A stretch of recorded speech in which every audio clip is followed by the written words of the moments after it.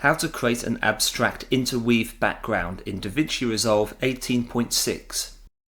Inside your Projects Edit window, go to Open Up Effects. Underneath Toolbox, select Generators and scroll down to find a solid color generator. Click and drag one of these to your edit timeline. Use the Selection Mode tool, which you can also do by pressing A, to click and drag from the end of the edit to change the duration, keeping an eye on the difference and the overall duration in the box which appears next to your mouse cursor.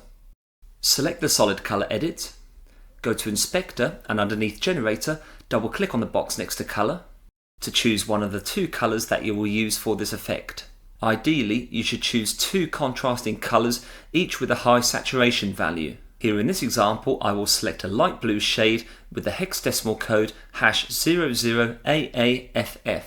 which is also available from the presets in the Pick Screen color options.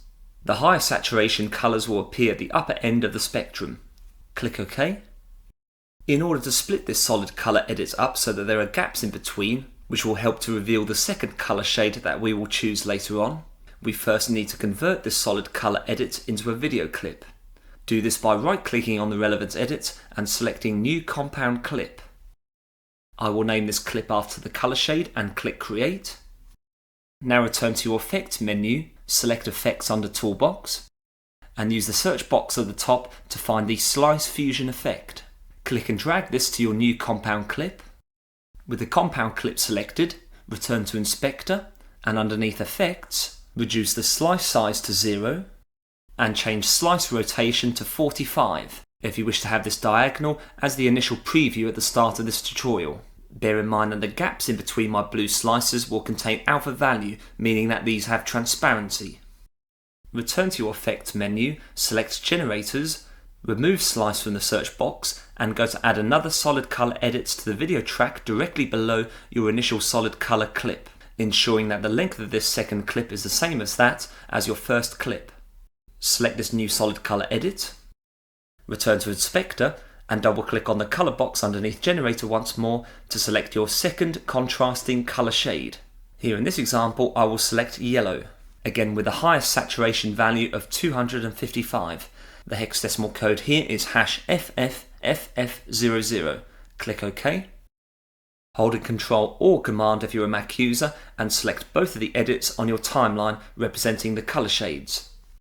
Right click on your selected clip group and go to New Compound Clip. Click Create after giving your clip a name. With your latest compound clip still selected, hold Ctrl and press C to copy.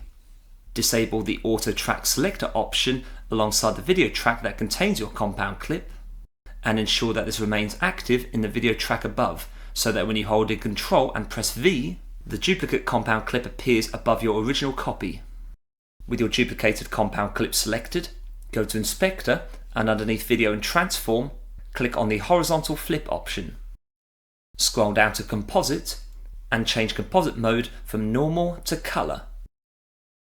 If you are using color shades with low saturation values such as white and grey for example, you could try experimenting with the Multiply Composite Mode option. And if you wish to deviate from the interweave effect, you can choose one of the other composite mode options below to preview the effect that this will have on your background texture. For now I will keep the option selected as color. Then go to merge both composite clips to one once again by highlighting both of these, right clicking and selecting New Compound Clip once again.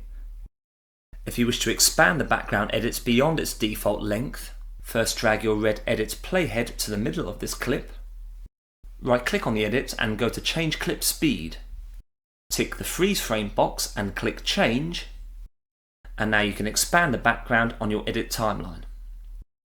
And to prevent any expanded or duplicated stripes appearing in the corners of your screen, with the background selected, go to Inspector and underneath Transform, increment zoom X and Y to 1.2.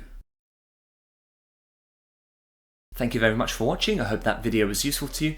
If you enjoyed the content and wish to be notified about future uploads on this channel, please like, share and subscribe. Join me soon for another video. Take care.